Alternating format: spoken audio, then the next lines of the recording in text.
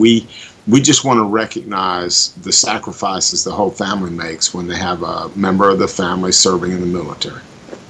All right. So the plan is that you guys are all going to be wearing purple tomorrow to show support, and you're asking the community, not just teachers and faculty members, but you're also asking the community to wear purple tomorrow, show it off on Facebook, those kinds of things. Right, and we're asking all the LSU fans to tone it down a little bit. We know they'll go real big with it, but the purple is a recognition time for us to just say, look, we love you, we support you, we appreciate the sacrifices you and your family make for our country and the service that you rendered our country, and it's just a pat on the back, a little pat on the back. Now we're at the end of the school year, and you were a high school principal for a long time. What's the end of the school year normally like at a high school, especially for those seniors? What normally is going on right about this time and over the next few weeks? Well, there's just so much going on. I mean, you go from the end of the year skate parties that the seniors used to always have and do, to picnics, to yearbook signings, cookouts, grad bash trips, proms. These juniors and seniors miss their prom even, and so there's just so much of that they're not getting to do. And I was talking to another reporter earlier today, and I said, imagine what your life would have been like without any of those things. And I go back and look on that, and graduation to me, even though we had to ride a school bus from Bay High to the Civic Center and back, I remember every bit of that. It was just so much fun, and being with all your friends after graduation, and you went somewhere or did something special. But these kids right now, they're homebound basically, and so I just my heart aches for them. I feel so sorry that it's like a rite of passage that they're missing, and unfortunately, there's no way we can get that back to them the way they should get it. Let me give you an example. When we left the Friday before spring break, during the day, everybody thought, well, we'll come back the week after spring break. Well, late that afternoon, DOE in the state of Florida decided they wanted us to close schools immediately after that. So those seniors, ironically and sadly, they might not see some of their senior classmates again. They might not see them again. I mean, we always talk, and you hear seniors talk about at graduation that this is the last time we'll all be together and we might not ever see each other again and all that. But literally, they got to say goodbye to each other.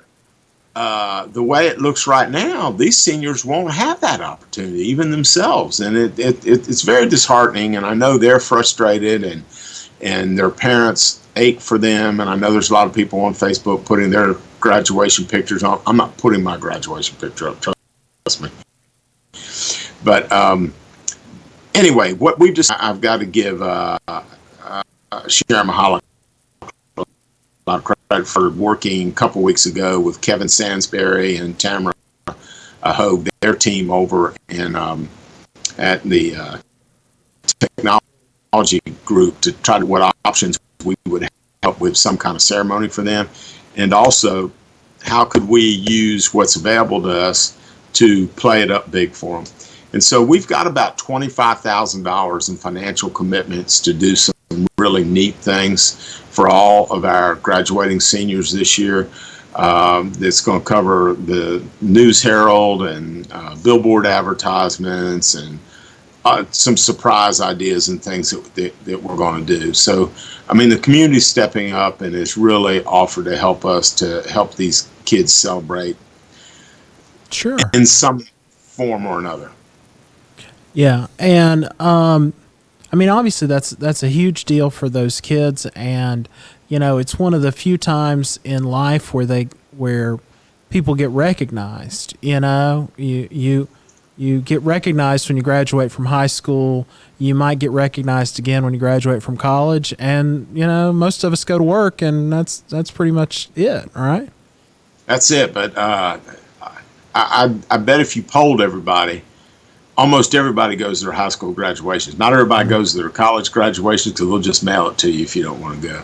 But Sure. almost everybody goes to their high school graduation. You have family coming from out of town, and your grandparents are there, and your parents and your siblings, and you're there with your best friend, and you're taking all kinds of pictures, and you have a dinner either before or after, and there's parties and everything that family members have for you, and it's such a and I use this word before, or this phrase before, but it's a rite of passage.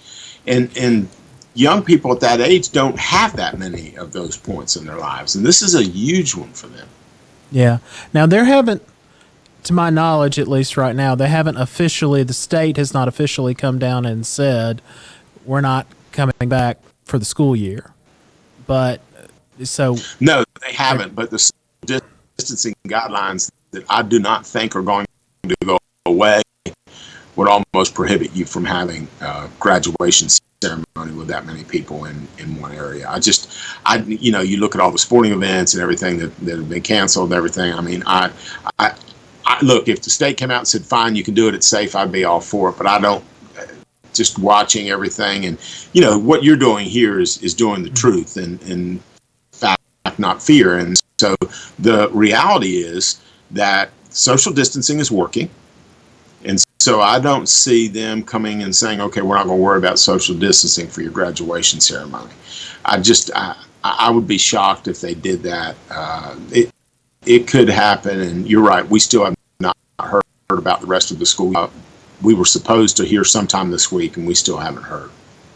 All right. So you haven't officially heard, but it does, in your view, it seems pretty unlikely that there'll be any sort of graduation ceremony. I would very much doubt it. All of my peers in South and Central Florida have already made plans to do a virtual graduation ceremony. And you noticed last month, weeks ago when all this first started, the colleges said we're just going strictly virtual with everything. And so, you want to keep everybody safe, and at the same time, you want the kids to have the fun and get to do the things they want to do, but you don't want to put them in a difficult situation, or you don't want to put grandmom or granddad or parents in a situation where they could get sick. And I think that's the number one thing that we have to be cognizant of, is that what are we going to do and how's it going to impact the well-being of everyone involved. And so we'll do whatever the officials tell us, but I would be very doubtful it will happen this year. Okay. Where do you see us going forward? Do you I mean, and it's maybe too far away, but summer school, the fall, coming back to school in the fall, those kinds of things. Are we getting any closer to having any idea where we're going to be in August and September? Well, you mentioned that, and we had a meeting on this earlier this week, next year. And one of the things that we know we've got to get ready for is when they do tell us to go back, it's going to be totally different. We're not going to go back and everything's going to be normal. We're all going to be patting, shaking hands and touching each other and hugging each other and all that. My gut is wearing masks. Everybody's going to be wearing a touching their face. It's not so much to prevent you from giving something to somebody else or vice versa, but it's to keep you from touching your face and giving yourself some sickness or something. I think the social distancing practices will go on until there is a vaccine, at least. If you watch Dr. Fauci, he talks about nobody should ever shake hands. So, we'll see how that changes us. But if you carry this on through August and you look at it the way we're looking at it, I think schools will be totally different. I think the social distancing is going to be a reality that children will have to face. I think the washing of the hands is going to be something that students at school never thought of before, other than maybe when they go to the bathroom, but I think they're going to be very cognizant of it.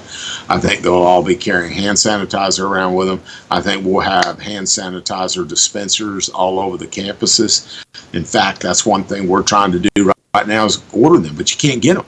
We're trying to, our goal, when we go back to school in August, if we do go back, is to be like the hospitals. And, you walk around every corner, there's a hand sanitizer there, and we think we need to be like that. But getting those kind of supplies and those kind of materials is not easy. The backlog is long. We are trying to get those materials and make sure we get them in schools before we do go back in August. So that's what we're anticipating right now. We're planning an August start like normal, but it's not going to be normal. There's nothing going to be normal about the way we're doing things now. I will tell you this. You mentioned summer school.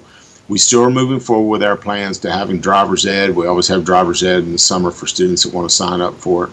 And we have reading camps and various other things. We're still planning that, but that's kind of in flux too. Sure. Time will tell, but we don't want to do anything that's going to put anybody in any harmful situation at any time.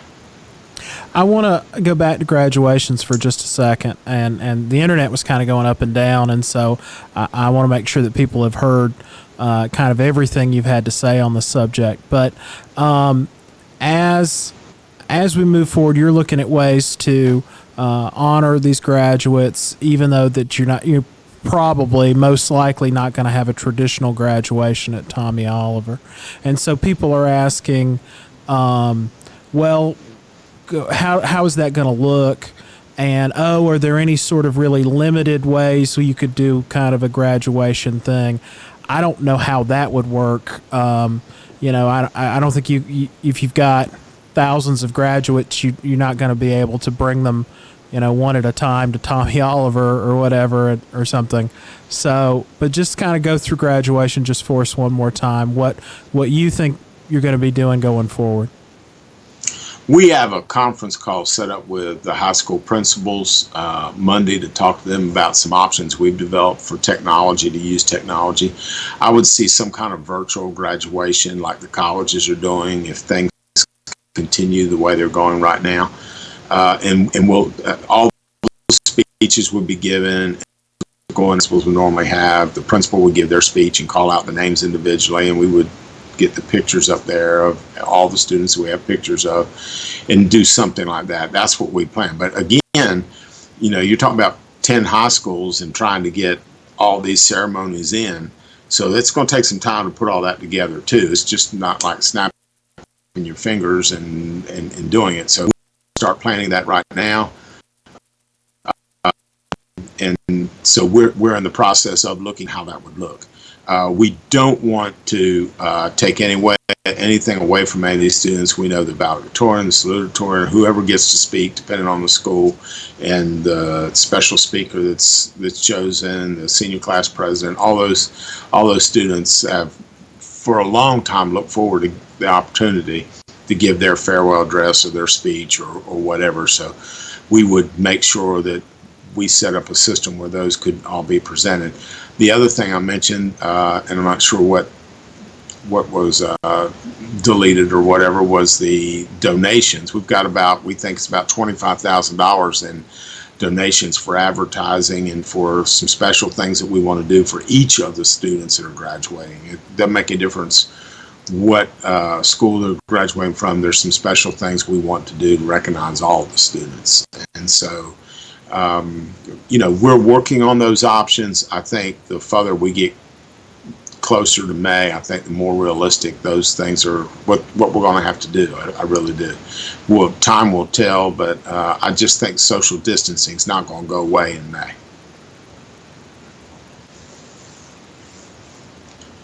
Okay, I can't hear words you're saying. That's because I was muted, but I bet you can hear me now. So I can hear you now. Graduations are usually the middle of May to the end of May, right? I mean, is that normally the time frame? Well, senior recognition start the end of April, early May, and then graduation start about the middle of May and go all the way through to the end. I think all the graduation ceremonies were finished up before Memorial Day this year, so that was a neat thing. That's the way it's scheduled right now. And I mean, we've talked about what this means to the students and the parents, but I know for teachers and principals, you guys spend 4 years with these kids, trying, some of them, you're right there beside them the whole time trying to get them there. I mean, it means a lot to you guys too, right? Oh, it's fun to watch them grow up. I mean, I was a high school principal for 12 years, and watching those kids come in as freshmen worried about being put in a trash can, and then watching them come across that stage clanging with all their honors and awards and stoles and everything, and tears in their eyes, and just the excitement. I get goosebumps right now just thinking about it. It's the most fun event every year. And each school's different. They all have their own personalities. I mean, if you've ever been to a graduation at Bozeman, you've never seen, it's a once in a lifetime experience, because so many of those kids went K through 12 together. They went 13 years together. Some of them 14, but most of them 13 years together. And so then you have the kids at Bay High, which is just full of tradition and things that are time honored. And then you have Rutherford and the relationship they have with their principal and the things he does. He might stand up and start singing all of a sudden. And then the fireworks that Arnold's been doing for years, and Mosley's, all the trimmings that they all do and all the special events they do to make graduation. It's just so much fun. And my heart aches for these kids that are not going to be able to have that special time together. Sure. I wanted to ask you too, last time we had talked, we just kind of started this teachers teaching, from home or from the classroom, and this virtual distance learning. So how's that going? Are we still having kind of internet issues, or has some of that been resolved, or just what's the situation look like? It's a very good question. The connectivity for a lot of kids was not available, and the school board authorized us to buy 600 hotspots. We've been giving those out to students that need internet access. We've been giving out laptops. We call them Chromebooks. The fortunate thing, all middle school students have Chromebooks because we issue that to them. That's paid for, thankful for the half-cent sales tax. But we had Chromebooks from all the other schools had Chromebooks to give out. And so anybody that wanted a Chromebook worked through their principals, and if they needed connectivity, they worked through their principals. I'd say almost everybody that needed something, we've been able to help them one way or the other and get them the help they need. We are finding out through third parties now some kids that parents didn't want to ask or felt like they couldn't ask, and so people are guiding us to kids that need something that we didn't know they needed because nobody communicated it to us. So that's been a big help too. You're always going to have a percentage of students and families that just don't want to get involved in this, don't feel comfortable with it, or it's too much trouble for them because both parents are working and they don't have the time or the energy to put into helping the students. And so we're doing everything we can not to punish the students that are suffering through that and going through problems within their home with families having to work or job issues or whatever. But we are giving packets out to families that need that. And we're still delivering meals. I think we're up to close to 300,000 meals have been delivered now. We've got over 50 bus routes that they're going all through the county and taking meals. I even helped deliver some of the meals one day, just wanted to see what it was like. And those bus drivers and support personnel, Bay Base and all those folks that are helping with that, they're just amazing. They're going out there 3 days a week and taking meals for the number of days they're not there, and 3 meals a day. And so there's a lot of really good things going on. The social distancing distance learning is a challenge, but you stop and think how quickly we put that into effect. I mean, we did that pretty quickly, and so I can't thank the teachers enough for all they've done, the administrators, how much they did it together, and they've done it with the help of the support personnel in the schools, the front office staff, and the custodians are there every day helping and making sure the school's clean and safe. If families have to come in for any reason to pick up their packets or get a laptop or get a hotspot or whatever. Okay, so I just want to wrap up just a little bit. So we're asking people to wear purple tomorrow, support military kids. You guys are working on some graduation plans, but it's still kind of in the works. But for sure, the traditional graduation is probably out this year, and distance learning is still ongoing, and you guys are bringing meals to kids. That's a lot going on in Bay District, even while you're all working from either home or isolated in your offices. What's the one thing you want parents and the community to know right now about what's going on and what you guys are doing? Just relax. I think there's a lot of parents out there putting pressure on themselves to be a teacher, and they're never going to be a teacher like the teacher in the classroom is. We know that this is not the best solution to what we're dealing with, but it's the only solution we've got. And so our goal is just to help our kids continue to move forward, help them to continue to grow. Reading and math for the younger kids, if that's all you do, that's awesome. I mean, just help them continue to grow and to read and to move forward. The older kids, that they know what they have to do, and I think they're doing it. I know the challenge is we've had to get our teachers to back off a little bit and say, look, you're not sitting there in their room with them. You can't give them as much as you would do in the classroom because you're not there to help and guide them. And the parents can't do all what you're thinking they can do. If the parents could do it, they'd have been doing it already.